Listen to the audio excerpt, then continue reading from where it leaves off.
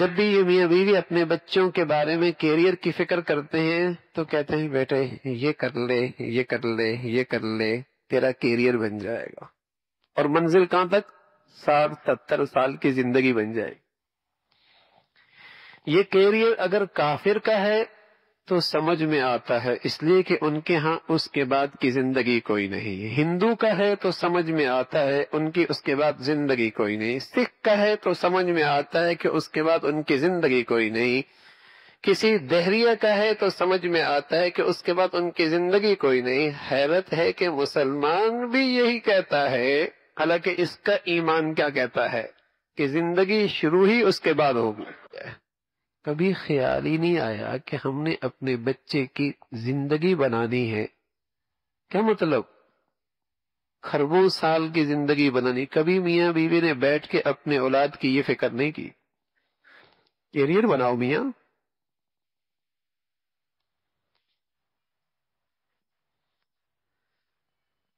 وہی بیٹا اگر اسے یونیورسٹی میں ڈگری نہ ملے، ناکام ہو جائے، سر پکڑ کے بیٹھ جاتے ہیں، بچے کا کیریئر خراب ہو گیا۔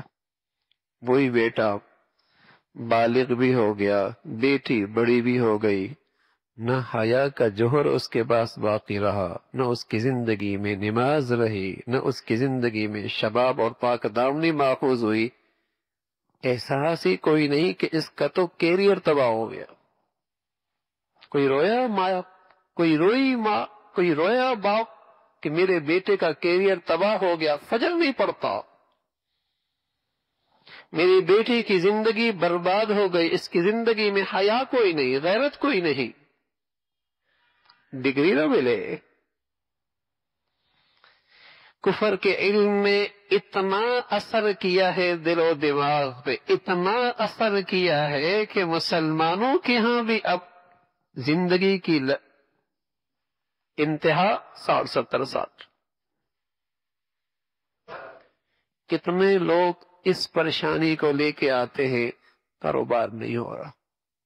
کتنے لوگ اس پریشانی سے ہیں کہ چلتے چلتے کاروبار کو پتہ نہیں کیا ہو گیا۔ کتنے اس پریشانی کو لے کے آتے ہیں، بیماری جان ہی نہیں چھوڑتی۔ اسے ہم پریشانی آج سمجھ رہے ہیں کہ زندگی خراب ہو رہی ہے۔ کوئی نہیں پریشانی سمجھتا، بیٹا نماز نہیں پڑھتا، بیٹی نماز نہیں پڑھتی، بہنیں حیا کی چادر نہیں اوڑھتی، میرے گھر میں موسیقیوں کی آوازیں اٹھ رہی ہیں، لقمہ حرام ہمارے گھروں میں استعمال ہو رہا ہے، اس پر کوئی بے چینی کوئی نہیں، کیونکہ اسے اپنی فیوچر کے لیے خطرہ نہیں سمجھتے، اسے اپنی زندگی کے لیے خطرہ نہیں سمجھتے۔ اگر خطرہ سمجھتے سر پکڑ کے رونے لگتا۔